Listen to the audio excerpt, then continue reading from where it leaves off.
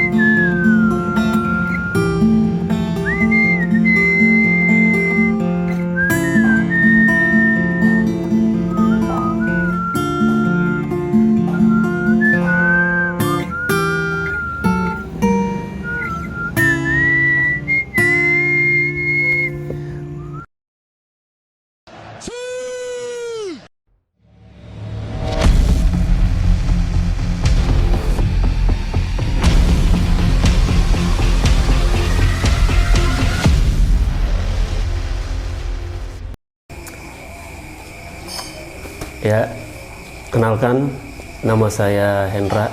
Saya warga asli Kalimantan Timur, Kota Samarinda. Jadi saya asli tinggal di Samarinda, di Sungai Dama, Janjelawat nih. Jadi ini saya mau sedikit cerita pengalaman horor. Pengalaman horor saya selama saya tinggal di rumah saya situ. Jadi ini saya mulai aja nih. Jadi pada waktu itu tahun 2009, seingat saya itu 2009 tuh. Jadi saya bujang sama teman-teman saya ini kan, kehidupan kami itu bebas gitu loh. Mau di mana aja kami, mau tinggal di mana, mau berteman dengan siapa, di tempat siapa, jadi gitu loh. Jadi pada saat itu kami ini, saya maksudnya gitu loh, saya dengan teman-teman saya itu masing-masing kan, kehidupan bujangan tuh kan nggak teratur gitu loh. Terkadang tidur jam 3, jam 4 subuh, ntar bangunnya sore. Jadi kehidupan kami itu ya seperti kelelawar gitu lah. Malam jadi siang, siang jadi malam. Jadi pada saat itu pas kami lagi kosong-kosong ini, nggak ada ini, maksudnya kerjaan belum dapat, uang juga sudah habis. Terus bingung kami nih, ini di rumah saya nih sama teman saya, nama teman saya itu Bayu. Jadi teman saya ini bilang, habis bangun tidur nih kan lapar gitu. Katanya, Hen, ada anu kah? Ada makanan kah? Ada lauk kah? Saya bilang coba lihat di dapur. Lihat di situ, di lobo situ kan, yang penutup tuh kan, penutup makanan tuh kan. Buka aja, saya bilang situ. Terus dia buka tuh, yang ada tuh cuma lauknya tuh cuma sayur doang gitu loh. Sama minyak, sama sambal goreng. Dia saya bilang, ada ndak? Ada sih, cuman ya ini sayur aja sama sambal sama nasi.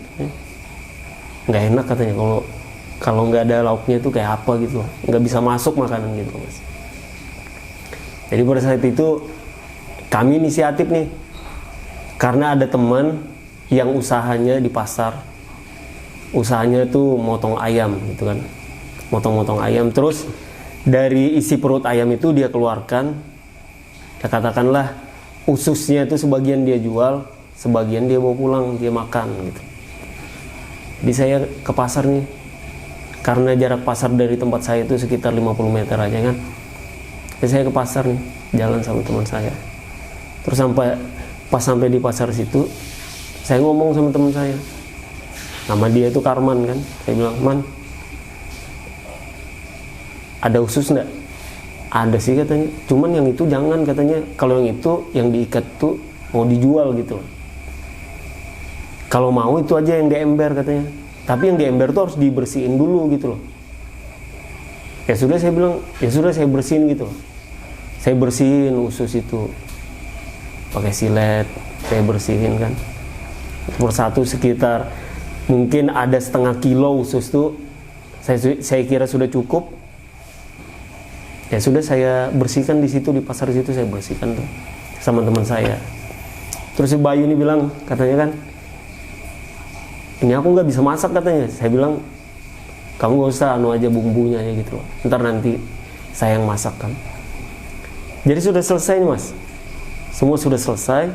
Jadi usus ini saya bawa pulang lah ke rumah saya. Itu pas di jalan tuh ya biasa-biasa aja, cerita masalah teman semalam kayak gini kan. Sampai di rumah saya itu kami tuh tidak merasakan kejanggalan sedikit pun gitu loh. Pas masuk tuh nggak apa-apa.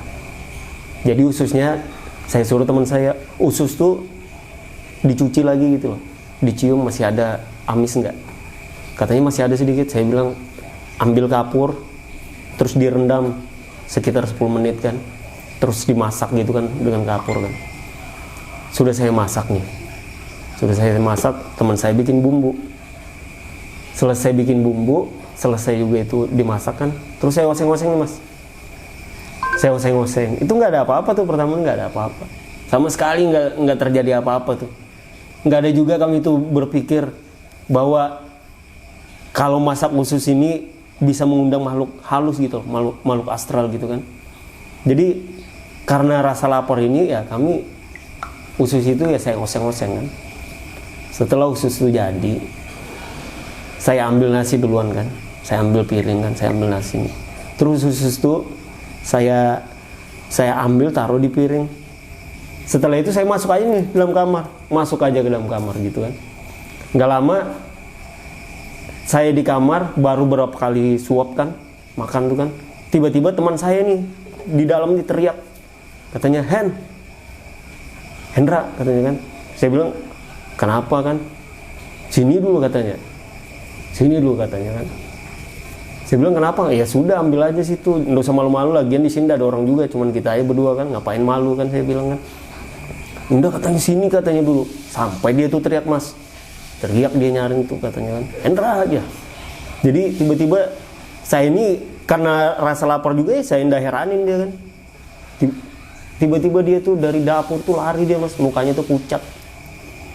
Terus saya bilang gini, loh kamu kenapa kan? Saya bilang kamu kenapa? Terus dia bilang gini, demi Allah katanya, aku melihat ada orang keluar dari kaca. Katanya kan, merinding mulut saya itu kalau saya ingat. Ada orang keluar dari kaca. Terus saya bilang, nggak mungkin lah siang-siang bolong kayak gini ada hantu kayak di film-film horor aja. Dulu kan ada film tuh mas, namanya itu Mirror gitu loh, ya kan? Mungkin dia sugesti dengan film itu kan, habis nonton kami kan film Mirror tuh kan, yang hantu tuh keluar dari kaca. Jadi tiba-tiba dia bilang, enggak katanya, beneran katanya, ini beneran saya lihat tuh. Itu dia tuh menyerupai kamu tapi setengah badan aja. Itu badannya itu putih tapi bayangan tembus gitu loh. Nah di situ saya bilang, kamu udah mungkin lah, Anda percayalah. Saya bilang gitu. Tapi dia ini mas, saya bilang, terus kamu udah makan? Dari selera makan katanya, sudah kalau gini, ini aja katanya, cukup ini aja yang di tangan nih katanya. Tiba-tiba saya masuk, saya bilang gini, kalau memang ada di rumah ini, kalau memang ada, tolong tunjukkan gitu loh. Saya di situ kan kayak sok-sok pemberani gitu loh mas, sok-sok pemberani. Ini siang mas, jam 10 pagi. Kemudian pas saya masuk ke dalam itu mas, itu tempat piring kotor itu di baskom itu ada air. Saya masukkan gini, tiba-tiba piring itu meledak kayak dicatok pakai palu gitu loh. Terus ada asapnya keluar kan, meledak. Terus saya bilang astagfirullahaladzim. Saya lihat piring itu pecah 3, belah 3 kan. Jadi tiba-tiba saya, gara-gara saya ngelihat kayak gitu, saya langsung lari masuk ke dalam kamar kan. Saya langsung lari masuk ke dalam kamar. Terus katanya teman saya, tuh kan, katanya, kamu jangan ngomong sembarangan katanya. Ini demi Allah sayang, aku ngelihat langsung nih keluar dari kaca katanya tuh. Terus saya bilang kayak gini, astaga, aku bilang masa sih yang kayak gini, ada hantu kan. Terus mas, itu yang anehnya itu, pada saat itu, siang itu jam 10, seharusnya kami itu mendengar aktivitas tetangga sama orang yang lewat samping rumah tuh. Paling enggak pale-pale lah, lewat kah, apakah suara pentol kah, apakah ya kan. Ini nggak ada sama sekali, hening kayak gitu loh.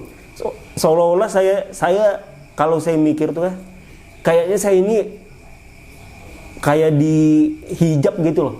Jadi suara kami tuh betul-betul nggak didengar sama orang gitu loh. Jadi kemudian kan saya bilang sama teman saya kayak gitu, yang bener, aku bilang, kamu beneran lihat kah? Yuk, kamu beneran lihat kah? Demi Allah katanya, saya lihat katanya.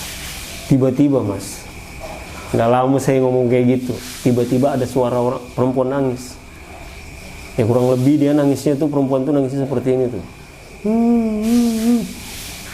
Jadi nangis, suara tangisan tuh kan mas. Suara tangisan tuh semakin lama semakin buat kita tuh jadi ketakutan kayak gitu. Jadi saya ini teriak di situ mas, minta tolong kan, tolong. Dia nggak ada tuh yang tolong sama sekali. Jadi nggak ada yang dengar.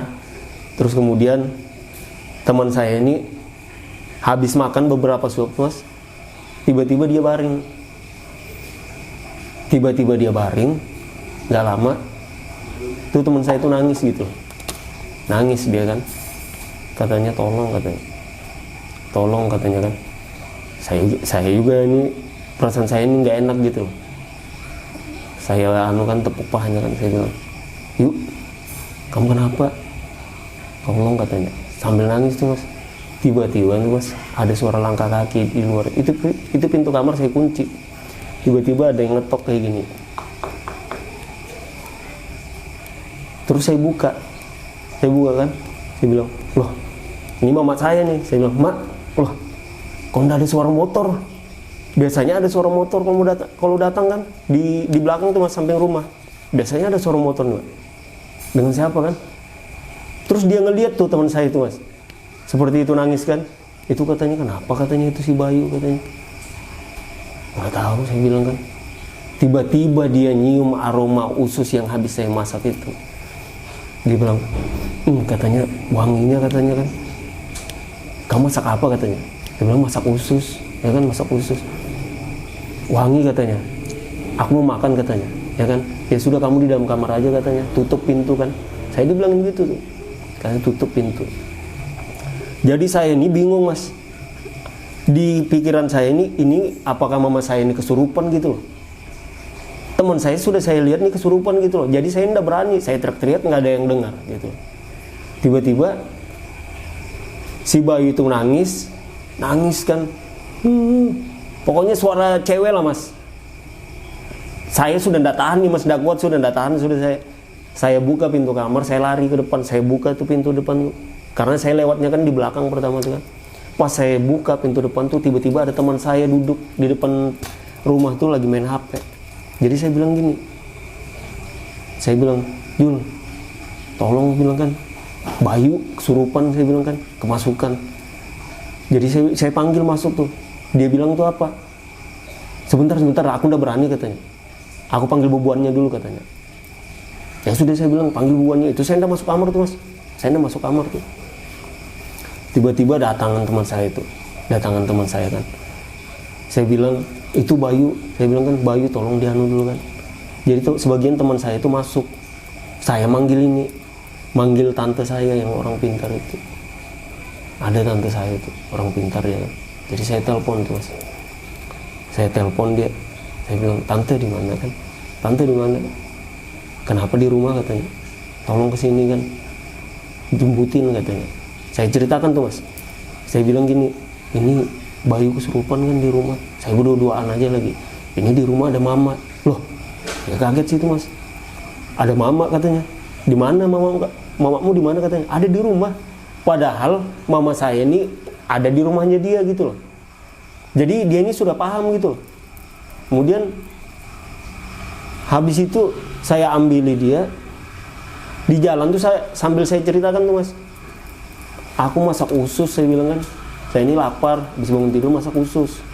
Jadi tiba-tiba kita nggak tahu, mungkin karena usus itu kah, tiba-tiba habis makan itu saya itu naruh piring pecah. Sebelumnya itu saya bilang si Bayu ini di dapur teriak-teriak, katanya dia ngelihat orang keluar dari kaca. Nah kaca itu kaca bahari mas, kaca tahun 80-an kalau nggak salah tuh. Jadi kaca itu semacam kayak lemari, kayak buffet untuk perempuan tuh, nah tempat kosmetik tuh kan. Jadi di situ katanya keluar ada orang yang keluar dari kaca, katanya mirip saya gitu loh.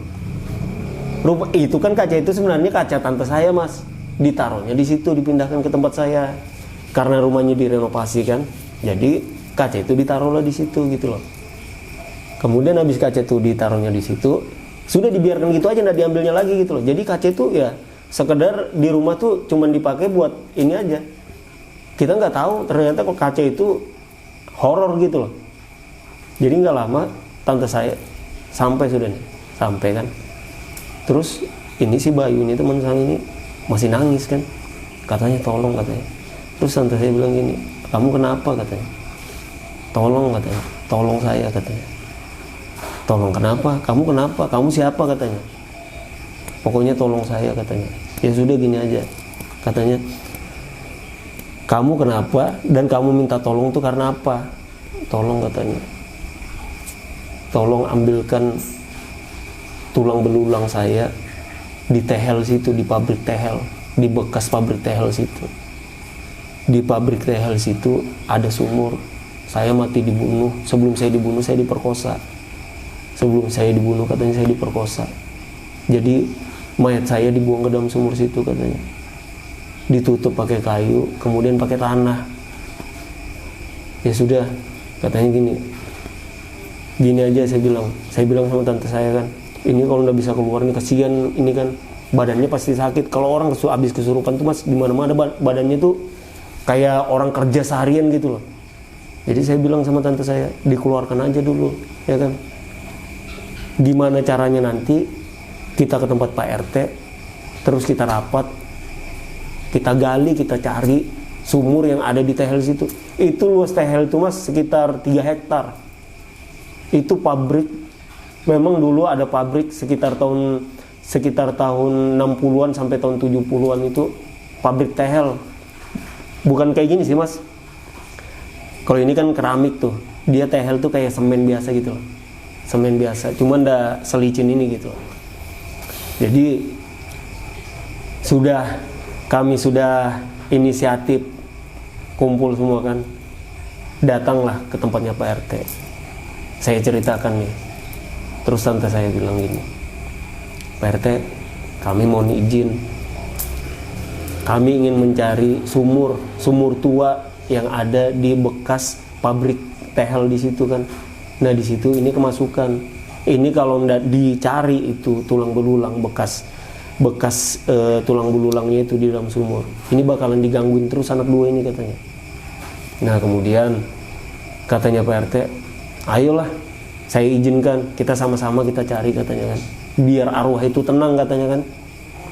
Jadi sama-sama lah mas, pagi nih, dari pagi nih kita nyari, dari pagi sampai sore nggak ada ketemu mas. Soalnya apa, itu tuh yang ada tuh semak-semak belukar campur pohon-pohon gitu loh. Jadi kami ini bingung kan, di mana. Jadi di situ ada beberapa RT, ada beberapa warga itu ikut serta membantu gitu loh nyari. Karena pada saat itu pas kena gotong royong hari Minggu, hari pertama nggak dapat. Nah terus hari kedua nyari, tapi dari siang kami kan, dari siang sekitar jam 11, setengah 12 lah, setengah 12-an lah. Kemudian kami tuh nyari pelan-pelan. Tiba-tiba ada yang dapat mas, katanya ini apa katanya, ini katanya keras katanya kan. Jadi digali mas, tanah tuh digali, terus ada batu, kayak batu-batu pondasi kayak gitu, batu-batu gunung pondasi kan yang keras tuh kan. Saya bilang, nah mungkin jangan-jangan ini. Terus tante saya ngeliat mas, dia diam sebentar kan, sebentar dia diam tuh. Terus dia bilang, oh iya katanya, ini sumurnya katanya, pindahkan batunya. Terus batu itu dipindah, banyak batu itu dipindahkan. Kemudian Itu dipaku tuh mas, dibaut pakai derat yang besar yang kayak derat jembatan itu loh, dideratkan. Ini sudah tua nih, sumurnya sudah tua, jadi itu ulin juga, sumur tuh ulin juga, jadi agak kesulitan kami gitu loh. Nah pas di situ, pas mau dibuka, tiba-tiba ada yang kesurupan warga tuh serupan, teriak-teriak, meraung-raung kan katanya kan, kenapa kamu ganggu tempat kami katanya, kalian semua pengganggu katanya di sini. Terus itu karena kami itu ngerasa terganggu kan, terus kami ini inisiatifkan aja yang kesurupan itu dinetralisir, dijauhkan gitu loh. Jadi itu dibawa ke tempat lain gitu loh. Tiba-tiba sudah selesai itu dibuka semua sudah selesai dibuka.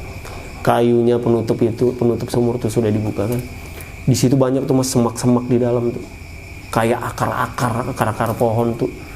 Memang sumurnya itu sebenarnya sumur itu nggak terlalu besar juga sih mas, cuma banyak akar-akar pohon yang masuk di dalam tuh kan. Jadi saya ambil tuh, saya tarik tuh yang rumput-rumput yang bekas itu kan, saya tarik. Tiba-tiba pas saya tarik itu saya lepas lagi tuh mas. Saya lepas karena ada baju, saya lihat ada baju putih penuh darah gitu loh. Saya lepas tuh kan, saya lepas. Nah di situ nggak ada yang berani mas, nggak ada yang berani nih ngambil nih. Gak ada yang berani ngambil nih kan, bersihkan nih kan, cari tulang belulang tuh kan. Tante saya juga gak berani, katanya masa sih yang perempuan masuk ke dalam situ kan, banyaknya laki-laki masih gak ada yang berani. Tiba-tiba ada satu baru mau masuk, tiba-tiba kesurupan lagi. Terus itu dijauhkan lagi, itu dinetralisir, pokoknya dibikin lah, kami itu mau tenang lah di tempat situ. Jadi dijauhkan itulah. Kemudian ada nih orang, ternyata dia itu orang pintar juga gitu loh, orang sebelah gang kan, dia lewat aja mas, lewat pelan-pelan kan. Katanya kenapa? Kok nggak ada yang berani sana? Katanya kok nggak ada yang berani katanya. Kalau nggak ada yang berani sini saya katanya yang masuk. Jadi dia masuk sambil mulutnya komat kamit mas. Dia bilang astagfirullah ya Allah. Jadi bilang kesiannya perempuan ini katanya. Kesiannya nasib perempuan ini katanya. Tiba-tiba baju diangkat begini sama semak-semak tuh, diangkat baju tuh. Pas diangkat tuh mas, penuh darah tuh semua tuh baju tuh. Masih ada bekas darah gitu. Terus kemudian akar-akar itu dia tarik, dia potong kan, dia timpas-timpas kanan kiri itu kan. Tiba-tiba dia ambil tuh mas, dia nyelam tuh mas, sumur tuh. Dia dapat satu bagian, kayaknya bagian pinggulnya sini, bagian paha, tulang bagian paha nih kan. Dia dapat. Terus dia selamin sampai selesai. Sudah, tapi kain putih itu sudah ada tuh di atas tuh. Itu dianu lagi, dimasukkan, sudah dikumpulkan tulang belulang situ. Terus diikatkan. Terus didoakan dulu nih mas, didoakan kan biar tenang gitu loh. Kemudian pelan-pelan itu sore itu mas, pelan-pelan sore itu dibawalah ke kuburan di dekat tempat saya itu, ada kuburan tuh kan, dikubur secara layak di situ. Kami nggak tahu namanya mas. Jadi kuburan tuh cuma digali, sebatas digali gitu aja, nggak ada nama, cuman ditulis aja Fulana binti si Fulan gitu loh, Fulana binti Fulan gitu loh ya kan. Jadi selesai itu mas, setelah kejadian penguburan itu tidak terjadi apa-apa. Beberapa hari setelah penguburan tidak terjadi apa-apa. Pas 5 hari setelah penguburan, itu dalam waktu 1 minggu yang kami bahas itu masalah perempuan ini, masalah hantu wanita ini, ya kan. Tiba-tiba kami ngumpul cerita tuh. Ini belum ada teman-teman yang tahu, cuman teman-teman gang-gang situ aja gitu loh. Jadi teman-teman yang dari luar, yang dari sebelah gang tuh belum ada yang begitu tahu gitu loh. Jadi ngumpul lah, katanya ada kejadian katanya, si Bayu katanya kesurupan. Terus dia nunjukkan, iya saya bilang, nunjukkan tempat, ternyata perempuan itu dibunuh saya bilang kan. Terus mayatnya itu dibuang ke sumur tua kan. Ya cerita-cerita mas, sekitar jam 11 atau jam 12 tiba-tiba itu teman saya yang di ujung yang nggak tahu cerita sama sekali, yang baru datang ini, tiba-tiba nangis gitu loh. Kaget kami semua kan, refleks gitu loh. Loh, kenapa ini katanya? Jadi kami tegur kan, namanya Rusdi, kamu kenapa kok nangis kayak gitu ya kan? Nah saya bilang kayak gini, nah itu kemasukan, itu saya bilang tuh, itu kemasukan perempuan yang masukin Bayu. Pada saat itu Bayu nggak ada di situ mas, dia ketakutan tuh mas, dia pokoknya dia kayak trauma gitulah. Jadi saya bilang sama dia, nah itu kemasukan kayaknya yang masukin ini, yang masukin Bayu kemarin, yang tulang belulangnya sudah kita kubur gitu loh, ya kan. Ternyata dia mau nyampaikan pesan mas, dia mau nyampaikan, dia pengen cerita, dia tuh dibunuh dan dia pengen balas dendam gitu loh. Dia mau cari tahu yang bos yang punya pabrik tehel itu tempatnya sekarang di mana. Jika ada yang tahu tempatnya, dia kalau masih ada anak keturunannya, dia mau balas ke anak keturunannya gitu loh. Jadi saya bilang gini, nah itu kesurupan katanya. Ya sudah kita panggil, saya bilang panggilkan tanteku aja katanya kan. Saya bilang gitu. Terus teman saya bilang jangan katanya, jangan. Kita interogasi aja katanya, kita cari tahu kan. Terus dicari tahu, saya bilang gini, bagus juga itu. Saya bilang bagus juga itu, kita cari tahu aja kenapa dia meninggal kan. Terus kita kita pindahkan sedikit kan ke tengah kan, ke tengah. Itu belum ada mas, HP dulu masih HP kami tuh masih pakai HP Nokia 3310, HP Nokia jadul lah, HP center lah pada saat itu kan. Jadi ditanya kan, nama kamu tuh siapa? Masih nangis tuh mas, nangis. Terus saya bilang aja gini, ternyata dia yang nanya teman saya, dia mau jawab. Pas saya yang tanya, dia jawab gitu loh. Gue bilang, kamu kenapa? Kamu bisa cerita enggak? Kamu mati itu karena apa? Terus dia bilang, tiba-tiba dia tuh langsung begini mas. Yang tadi begini langsung begini dia. Langsung dia rambutnya kayak gini, dia gini kan rambutnya kan. Terus dia bilang gini, saya mau balas dendam katanya. Saya mau tanya, apakah masih ada yang tahu itu pabrik bosnya itu sekarang tinggalnya di mana? Saya bilang saya enggak tahu, kami sudah enggak tahu. Lagian pada tahun itu kami belum lahir. Saya bilang gitu kan. Adapun yang tahu sini orang-orang tua di sini aja kan, yang dulu pernah kerja di situ. Jadi kami memanggil nih mas, mau kami panggil kan. Terus saya dilarang sama teman saya, nggak usah katanya, nggak usah, kita tanya aja dulu, kita tanyain aja katanya dulu kan. Jadi saya bilang gini, kalau kamu mau cari orang yang istilahnya bos yang punya pabrik itu, kami nggak tahu, ya kan? Kami benar-benar nggak tahu. Terus teman saya bilang, bukannya orang gaib tahu semuanya katanya kan? Bukannya orang gaib tahu semuanya? Iya katanya, orang gaib memang tahu semuanya, tapi saya nggak tahu. Karena apa saya nggak tahu? Pada saat saya disekap, saya diperkosa, mata saya, mulut saya ditutup semua. Ini kaki diikat, tangan diikat katanya. Jadi dia cerita nih mas, saya bilang awal mula kejadian kamu sampai kamu diculik, sampai kamu dibunuh dan kamu dibuang ke dalam sumur situ, awal kejadian seperti apa? Terus dia cerita nih mas, katanya kan, jujur aja katanya, pada masa itu mungkin di pabrik situ, di dalam pabrik situ saya jadi primadonanya lah. Di dalam pabrik dia yang paling cantik mas, dia diakui dia yang paling cantik gitu loh.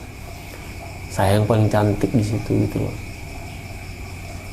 Orang-orang bukan cuman orang lain aja yang terpesona sama saya katanya. Keluarga saya sendiri, kerabat saya sendiri, sampai ada mau macarin saya gitu loh. Terus saya bilang lagi gini, terus kamu kerja di pabrik situ? Saya bilang, iya saya kerja di pabrik situ dari 1960 sampai 1970-an gitu loh. Jadi rupanya dia ini kerja di situ sudah 10 tahun mas. Nah pas ke 10 tahunnya di situ dia dibunuh gitu loh. Jadi ternyata sudah dari awal dia masuk kerja di situ, dia ini sudah diincar sama bosnya gitu loh. Karena bosnya ini sudah punya keluarga, punya anak istri. Terus bosnya ini diam-diam gitu loh, manggil dia tiap hari tuh, manggil dia. Kadang diajakinnya katanya makan siang kalau istirahat tuh kan. Terus dia bilang gini, saya diiming-imingi katanya, saya dipanggil di kantornya dia itu, saya diiming-imingi uang, diiming-imingi apa aja yang saya minta tuh dia kasih, tapi saya harus jadi istri kedua, istri muda gitu loh. Nah nggak tahu kenapa, mungkin katanya saya itu sudah jengkel tiap kali katanya dia seperti itu. Mungkin seminggu tuh kadang 3 kali 4 kali saya itu dipanggil di kantornya. Saya sudah nolak mentah-mentah katanya. Mungkin pada saat itu terakhir saya terlalu kasar katanya sama dia. Rupanya dia kasar gitu loh, karena dia ini kan sudah capek gitu loh. Saya sudah jelaskan katanya, dia ini nggak ngerti-ngerti juga, padahal saya ini sudah punya calon suami, sebentar lagi kami itu mau nikah. Nah dia tolak mentah-mentah katanya, ngapain katanya saya dengan kamu sudah berkeluarga, sudah punya istri, lagian saya juga katanya sudah punya calon suami gitu. Jadi saya nggak tahu, tiba-tiba saya keluar, saya hampas pintu. Saya nggak tahu, rupanya dia dendam, sakit hati kan, dia nggak dapatkan saya katanya, dia juga sakit hati sama saya. Terus saya bilang, terus bos kamu ngelakuin apa sama kamu kan? Nah pas saya pulang, pas dia pulang mas, dia pulang itu di belakang tuh kayak semacam gudang mas, gudang yang tempat yang ada sumur tuh ada gudang gitu loh, di situ di sekitar segitu ada gudang kan. Terus dia bilang gini, saya nggak tahu katanya, saya nggak tahu, tiba-tiba langsung saya itu disekap sama 5 orang laki-laki, pakaian ninja semua, pakai tutup ninja gini loh mas. Jadi tiba-tiba saya diikat, terus mata saya ditutup, semua kaki saya, tangan saya diikat katanya. Terus saya itu diperkosa. Yang perkosa saya itu, saya masih ingat suaranya tuh, suara bos saya katanya, bos saya sendiri katanya. Dia bilang gitu tuh. Terus setelah bosnya ini perkosa dia, bosnya ini pulang gitu loh. Dia sempat dengar gini, setelah kalian perkosa, bunuh katanya, bunuh aja katanya. Oh katanya siap katanya bos. Dia dengar, cuman terakhir kata-kata yang dia dengar tuh kata-kata bosnya ini sama orang suruhan. Jadi dia itu diperkosa mas, dia teriak-teriak, dia minta tolong, dia nangis-nangis tuh, minta tolong, minta ampun apa segala kan.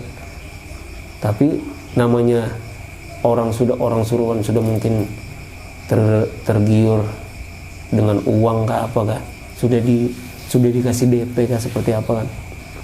Tiba-tiba habis diperkosa dia langsung dibuang tuh, dia dibunuh mas.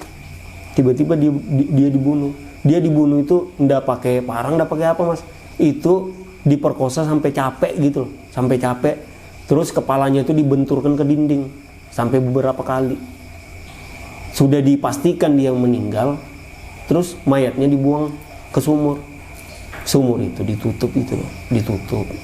Pokoknya di situ dia bilang dia itu mau menghilangkan jejak sama sekali, sampai ditimbun-timbunnya gitu loh. Serapat mungkin dia tutup katanya kan. Terus saya bilang, terus pada saat terakhir saya bilang, pada saat terakhir kamu diperkosa itu, apakah kamu tuh nggak sempat ngelihat muka bos kamu, ya kan, ngelihat orang-orang suruhannya katanya. Sama sekali saya nggak, yang saya lihat katanya itu, yang saya rasakan cuman, yang saya dengar cuman suara tok gitu aja. Muka dari orang-orang yang perkosa dia ini, yang 5 orang laki-laki ini, dia nggak ada yang tahu gitu. Jadi terakhir saya bingung katanya. Nah di situ saya ngerasa nih, dia ngelihat mas, dirinya itu ada di dalam sumur situ gitu. Dia ngelihat, rupanya baru dia sadar gitu loh, dia ini sudah jadi gentayangan gitu loh. Jadi penasaran, matinya penasaran gitu loh. Jadi dia coba nih mas, dia coba untuk komunikasi dengan calon suaminya kan. Dia coba untuk komunikasi dengan calon suaminya dengan segala macam cara interaksi, tapi suaminya itu nggak ngerti gitu loh, nggak paham gitu loh. Jadi suaminya selama sebulan sampai ada 2 bulanan, dia bilang tuh sebulan mau ke 2 bulan dia bilang kan, itu calon suaminya tuh nyari sama kedua orang tuanya ini, nyari-nyari gitu. Pada saat itu dia bilang, itu saya dicari-cari, saya ngelihat orang tua saya itu nyari-nyari saya di pabrik, sampai dia ngelapor ke kantor polisi itu, dia masih ingat tuh mas. Cuma dia bilang kan, tiba-tiba di situ langsung nangis, dia teriak lagi mas. Dia nggak terima gitu loh, dia mau balas dendam kan. Di situ dia bilang kayak gini, kalau ada katanya cucu keturunannya mau saya bunuh katanya. Cuma saya nggak tahu, saya penasaran, makanya saya matinya mati penasaran kan katanya. Jadi saya bilang gini, Kalau kayak gitu kami juga nggak bisa bantu kan. Bukannya kamu sudah tenang kan? Saya belum tenang katanya. Kalau saya nggak dapat pembunuhnya kan. Lagian saya bilang, lagian seandainya pembunuhnya itu seandainya pembunuhnya itu istilahnya kami tahu, mungkin dia sudah meninggal gitu loh. Mungkin dia sudah nggak ada. Bayangkan aja dari tahun 1970. Ini kami aja ini sudah usia berapa, saya bilang kan. Itu nggak mungkin, Mbak. Nggak mungkin, saya bilang nggak mungkin kan. Orang tuh masih hidup. Orang tua saya juga katanya mungkin sudah meninggal juga katanya. Ya sudah, saya bilang ikhlaskan aja. Saya nggak ikhlas katanya. Sampai kapanpun saya nggak ikhlas katanya. Jadi itu Mas, teman-teman saya Mas, dia itu benci sama laki-laki, istilahnya yang main-maini, yang kasar dengan perempuan gitu loh. Jadi ada tuh teman saya nih lagi chat sama SMS sama pacarnya kan, lagi marah-marahan gitu loh. Terus pacarnya yang perempuan ini dikatainnya macam-macam, dikatainnya lontek lah apalah. Tahu dia Mas, ditunjuknya teman saya itu katanya. Itu katanya, orang kayak gini bagus dibunuh katanya. Dia ini orang kayak gini nih nggak menghargai wanita katanya. Seharusnya perempuan tuh dilindungin, bukan dikasarin. Katanya kamu pikir saya itu nggak ngelihat kah? Kamu tuh ngomong-ngomong apa, ngomong ini, ngomong itu sama pacar kamu katanya. Lihat nanti katanya, saya gangguin kamu. Jadi teman saya itu tiba-tiba minta maaf aja Mas. Minta maaf kan? Minta maaf katanya, minta maaf. Ini namanya sebenarnya itu salah sebut saya tadi tuh Mas. Namanya itu Yuliana sebenarnya, bukan Luciana. Salah sebut saya kemarin tuh. Jadi tiba-tiba Mas, pulanglah kami Mas. Setelah itu kan sudah selesai, sudah itu. Tiba-tiba teman saya sadar gitu aja gitu loh. Jadi kami ya pulang sudah gitu loh. Teman saya pulang ke rumahnya, saya pulang ke rumah saya gitu loh. Saya tuh sendirian Mas. Tapi pada saat itu saya memang sendiri. Teman saya yang namanya Bayu itu dia tuh sudah ketakutan gitu loh. Nggak mau lagi tidur di tempat saya, nggak mau nemenin saya lagi. Jadi saya pulang nih sendirian, memberanikan diri aja lagi. Saya sampai di rumah, di kamar, pas sampai buka pintu tuh perasaan saya sudah mulai nggak enak gitu loh. Cuman saya berusaha memberanikan diri. Saya mikir mau sampai kapan saya takut-takutan di rumah saya sendiri gitu loh. Jadi saya masuk sambil bebacaan dalam hati itu. Saya masuk kamar tuh, tapi bukan kamar yang itu, kamar sebelahnya lagi kan. Saya masuk. Tiba-tiba saya masuk, perasaan saya betul-betul gak enak sudah, tambah gak enak. Jadi saya telepon langsung teman saya itu. Saya telepon teman saya namanya tuh Ali. Saya bilang, "Li, kamu di mana?" Saya bilang kan. Terus dia bilang, "Di depan gang kan." Ya sudah, temanin saya di rumah kan. Takut, saya udah berani, takut saya bilang kan. Itu teman saya itu habis minum tuh Mas, depan gang dia habis minum kan. Jadi dia masuk ke tempat saya,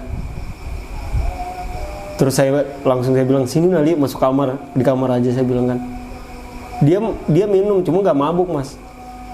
Minum tapi nggak mabuk, baru minum gitu loh. Jadi dia masuk kamar saya tuh. Tiba-tiba kami ini baru aja baring nih, baru baring. Tiba-tiba saya dengar ada suara langkah kaki di rumah saya tuh. Pas di depan kamar ada suara langkah kaki. Jadi saya ngeliat tuh bertatap-tatapan berdua sama teman saya tuh. Teman saya ngeliat saya ngeliat teman saya. Maksud kami ini lari atau tetap di sini gitu, ya kan? Saya bilang, "Li, kayak apa ini kan? Perasaanku nggak enak," katanya. "Perasaanku sudah nggak enak," saya bilang kan. Katanya, "Sama, aku juga nggak enak perasaanku," kan. "Kayak apain lah? Kamu orangnya nggak pemberani kan," katanya. "Saya juga begitu," katanya. Saya bilang, "Gini aja sudah, kita panggil bubuannya aja, begadang di rumah sini kan, main PS 2 gitu loh." Dulu kan masih booming-boomingnya PS2 mas. Jadi sebelum saya telepon teman saya itu tiba-tiba ada suara tangisan lagi mas. Ada suara tangisan lagi tuh. Nah di situ suara tangisan tuh bikin saya sama teman saya ini tambah takut gitu loh. Sampai teman saya ini bilang, sudah telepon aja katanya sudah. Jadi saya telepon teman saya ini. Saya bilang kan, Sup, tolong ke rumah Bang. Kalau masih ada bubuannya di depan, tolong ke rumah. Ini gak berani nih, aku berduaan sama Ali. Datang ke sini kan. Saya bilang main PS, kita main PS kan. Jadi datang tuh teman-teman saya itu mas, banyak teman-teman saya itu datang. Jadi saya di situ begadang. Saya begadang, teman-teman saya itu sebenarnya tahu, mereka tahu semua. Cuman yang karena kami ini banyak, rasa takut tuh hilang gitu loh. Jadi nggak tahu kenapa tiba-tiba saya itu ngantuk berat. Saya ngantuk berat, tiba-tiba nggak tahu hilang kesadaran mas. Saya hilang kesadaran. Saya mimpi ketemu dengan Yuliana. Dia orangnya tingginya itu sekitar 170. Orangnya cantik mas. Kalau dibandingkan dengan artis-artis sekarang, saya lebih memilih gitu loh. Kalau bisa dibandingkan, saya lebih memilih dia gitu loh. Orangnya cantik, tinggi, rambutnya panjang, hidungnya mancung putih. Ternyata dia itu sukunya dia itu Manado gitu loh. Orang Manado itu kan putih-putih mas, cantik. Keturunan ada keturunan Belanda lah. Jadi dia cerita kan, dia mas, dia terima kasih sama saya dalam mimpi itu. Dia manggil saya gitu kan. Katanya, Hendra, katanya kan, makasih ya, katanya. Makasih ya, kamu sudah nolongin aku, sudah banyak bantuin aku. Oh, saya manggil tuh, iya mbak, saya bilang gitu. Oh iya mbak, sama-sama saya bilang kan. Saya pengen katanya jadi teman kamu. Terus saya bilang gini, oh ya nggak apa-apa mbak, kita berteman aja kan. Kita berteman Hendra. Kamu kalau ada kesulitan, ada masalah apa-apa kan, kamu panggil aja aku katanya. Mau siang kah, mau malam kah, aku pasti datang. Jadi mas, kalau saya cerita begitu nih, ini ada dia datang gitu. Ini untuk bulu kuduk saya merindingan. Jadi saya kenalan di situ sama dia. Kalau mau panggil saya, sebut nama saya 3 kali katanya. Pejamkan mata, sebut nama saya 3 kali. Ingat muka saya katanya. Jadi sosoknya dia itu mas di kepala saya ini. Nggak bisa hilang gitu loh. Jadi kalau saya mau manggil dia tuh, saya tinggal pejam mata aja tuh. Saya sebut aja namanya 3 kali. Datang dia. Jadi pada saat itu saya bangun mas. Saya bangun. Tiba-tiba sudah pagi kan. Terus teman saya ini masih ada yang main, ada yang tidur gitu kan. Jadi saya bilang, aduh, saya cerita sama teman saya. Barusan aku dimimpikan sama yang tulang belulangnya kita kuburkan kemarin di kuburan situ kan. Namanya Yuliana, saya bilang. Saya ceritakan sama teman saya itu. Tiba-tiba teman saya ini mas, saya cerita begitu kan, nggak percaya nih mas. Yang satu nih nggak percaya nih. Wah katanya, kamu nakut-nakutin aja katanya. Kamu nenek. Kamu tuh nggak bisa nakutin aku katanya. Enggak, saya bilang. Di dalam mimpi saya itu, kalaupun saya panggil waktunya itu siang atau malam, dia bakal datang. Katanya coba panggil katanya. Saya buktikan katanya. Saya mau lihat katanya. Ya kan? Enggak, saya bilang kan. Ini bukan untuk dipakai main-main kayak gitu. Saya bilang gitu.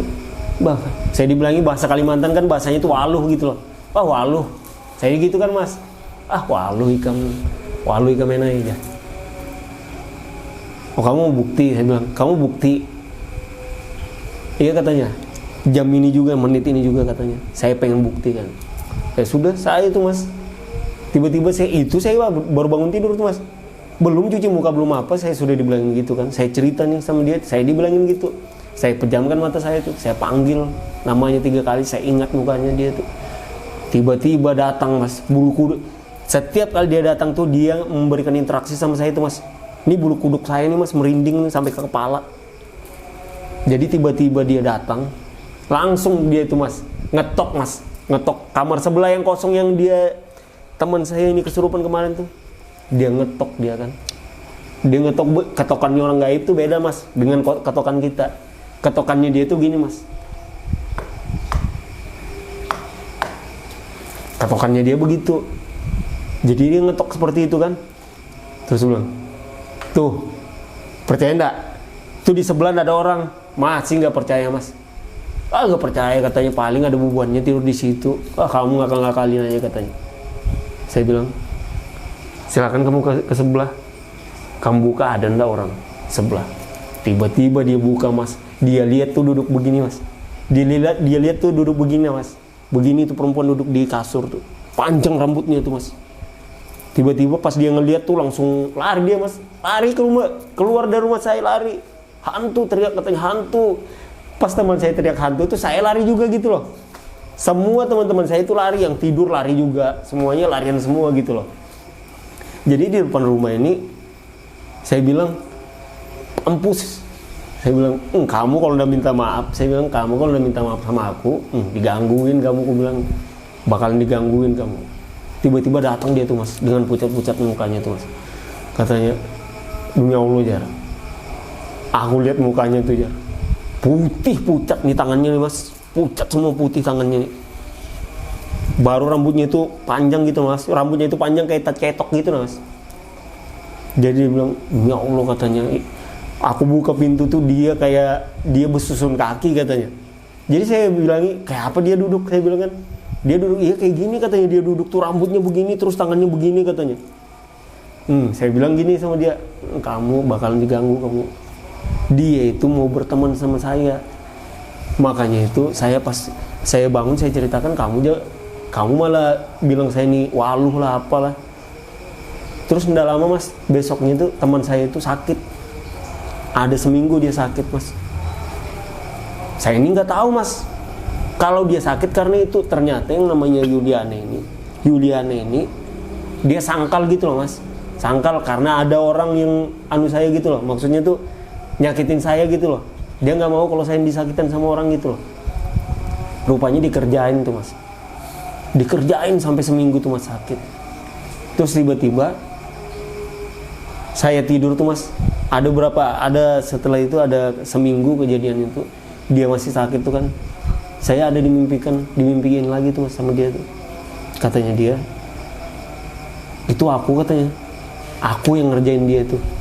Aku kerjain biar aja dia sakit katanya. Kalau bisa mati sekalian. Saya bilang gini mas sama dia, jangan seperti itu, kesian teman saya tuh. Nah katanya dia pembualan katanya. Dia sok jadi manusia tuh sok banget katanya kan. Jadi saya bilang, jangan digangguin lagi. Kalau memang kamu dia, jangan maafkan. Saya bilang kan, maafkan aja. Kalau kamu katanya bilang, kalau kamu nyuruh saya jangan gangguin dia lagi, saya bakal berhenti. Cuma saya minta satu katanya. Saya minta satu. Apa? Saya bilang, kamu minta apa? Panggilkan dia malam ini datang ke rumah kamu. Aku mau masuki raganya. Rupanya tujuan dia untuk masuki raganya itu mas, dia menetralisirkan kembali gitu loh. Dia tarik kembali tuh anunya itu, energi negatif yang ada di dalam tubuh situ loh. Dia tarik gitu loh.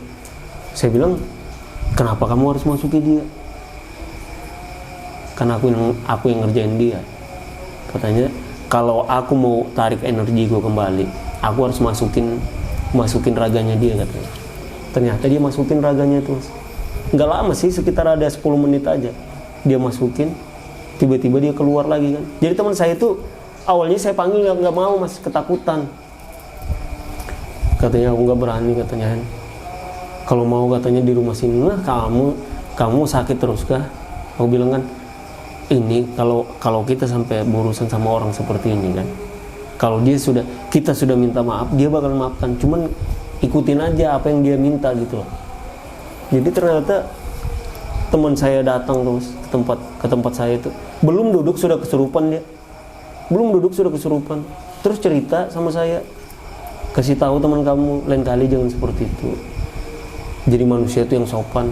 Ternyata orang-orang seperti itu Mas, orang-orang yang mati penasaran seperti itu tuh, dia selalu ingin menyampaikan suatu hal yang positif gitu loh sama manusia gitu. Kamu udah boleh seperti ini, kamu jangan kurang ajar sama orang, jangan seperti ini, jangan kurang ajar sama orang tua, jangan menyakiti orang gitu loh. Karena apa, dia bilang, saya seperti ini jujur aja saya penasaran gitu, saya matinya mati penasaran. Jadi saya mati penasaran, saya yang bunuh saya itu orang-orang jahat katanya. Jadi dia berpesan jangan jadi orang jahat gitu loh. Setelah dimasuki raga itu Mas, setelah dia keluar dari raga itu,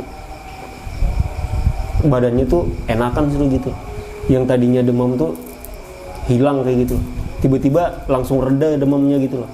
Teman saya sendiri yang bilang, dia bilang, katanya nggak seperti kemarin katanya. Kemarin tuh panas betul katanya badanku. Ini alhamdulillah katanya enak. Saya bilang sama teman saya, lain kali yang seperti itu. Sampai saat ini Mas, sampai saat ini kalau saya pengen manggil dia tuh, dia bakalan datang. Soalnya saya cerita dia gini aja Mas, dia ada gitu di sekitar sini, ada dia. Cuma ya itu Mas, kadang dia itu kalau dia ingin memberikan interaksi itu, kalau ada dia tuh dia ketukan aja. Kadang dia mengetuk gitu, ketukan aja gitu. Karena sih hijab saya ini belum sempurna tembusnya gitu, masih samar, belum sempurna gitu loh Mas. Karena kalau kita sebenarnya kalau kita pengen ngelihat yang orang-orang sebelah seperti itu kan, hati dan pikiran tuh harus bersih gitu. Jadi namanya kita manusia tuh ya kadang-kadang kotor, kadang-kadang bersih gitu. Cuma kalau saya manggil dia Mas, dia bakalan ada datang. Jadi saya pernah kejadian itu Mas, saya di rumah nih Mas, di rumah situ ini baru-baru nih Mas, sekitar kalau nggak salah tuh ada 8 bulan yang lalu kejadian di rumah tuh Mas. Di rumah saya itu, ini saya sudah maksudnya ini saya enggak kayak dulu gitu loh, terbalik gitu lah. Sekarang saya yang jadi horor gitu loh Mas, saya senang horor-horor sekarang gitu loh. Jadi tiba-tiba saya masuk ke dalam rumah saya, tiba-tiba mati lampu, tiba-tiba dinyalain lagi gitu loh. Itu sendiri saya pada saat itu saya sendiri di rumah. Kemudian saya ke depan, saya liatin tetangga bagus-bagus aja ini listriknya, saya bilang kan, kok saya bilang ini lampu kamar kok kayak voltasenya turun gitu loh. Kenapa ya, saya bilang. Jadi tiba-tiba saya ini ngerasa gitu, oh saya bilang ini ada yang mau nih, ada yang mengganggu gitu loh Mas, maksudnya pengganggu.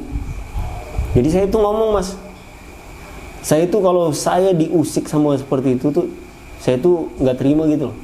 Tiba-tiba saya tuh marah, nggak jelas gitu. Tiba-tiba saya katain dia macam-macam, brengsek lah, bangsat lah.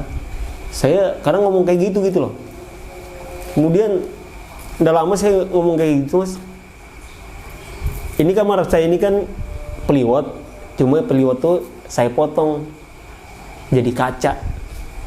Ada kaca gitu, kaca kan.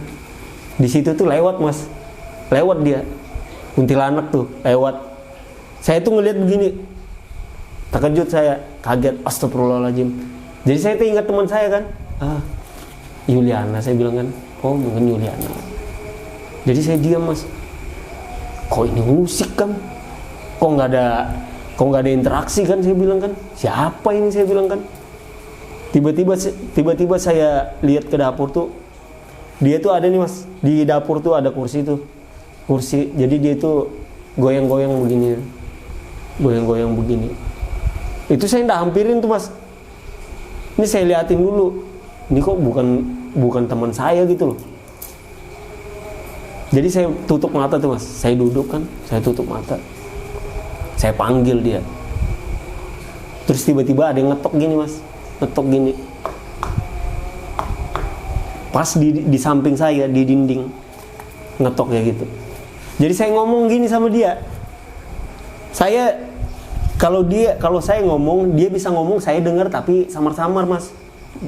Dia itu gimana ya? Kalau caranya dia ngomong tuh, volumenya tuh kecil gitu loh mas. Saya ada di sini katanya. Tapi kecil, mau dibilang di hati. Saya dengar gitu, tapi jelas, kecil tapi jelas gitu loh. Saya ada katanya di sini. Saya ngomong sama dia. Yang tadi lewat siapa? Itu bukan aku katanya. Itu katanya tetangga sebelah katanya. Tetangga sebelah. Terus maksud dia tuh apa sih? Ini katanya. Di dalam tuh ada yang buang anu. Sepupu saya tuh mas. Sepupu saya tuh Pak punya anak gitu loh. Dia buang softtek penuh darah di WC, nggak dibungkus, nggak dibuang keluar rumah. Makhluk kayak gitu kan senang mas, kayak bawa darah haid tuh kan, dibuangnya di situ dekat WC. Iya itu makanya dia duduk tuh mas, rupanya dia sambil nyium mas, sambil nyium katanya. Itu ada bekas darah haid keponakan kamu katanya di situ di WC, lupa dia buang. Terus ngapain dia di situ? Itu katanya dia nggak bakalan pergi katanya kalau kamu nggak buang itu jauh-jauh katanya. Saya bilang gini, saya bilang coba kamu yang ngusir, mau nggak? Oh kalau saya ngusir saya bakalan berkelahi katanya sama dia.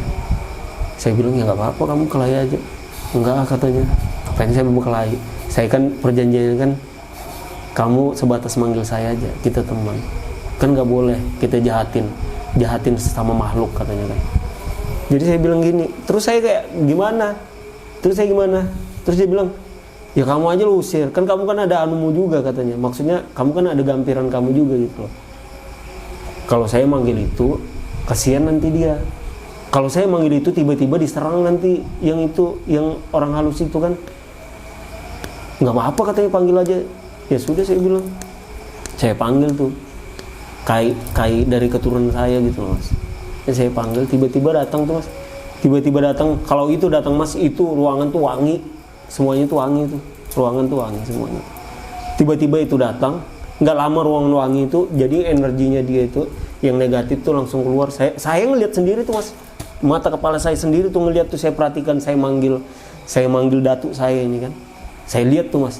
Tiba-tiba dia tuh langsung, yang tadinya duduk penampakan tuh tiba-tiba jadi kayak semacam kayak apa ya, ini kertas tisu mas,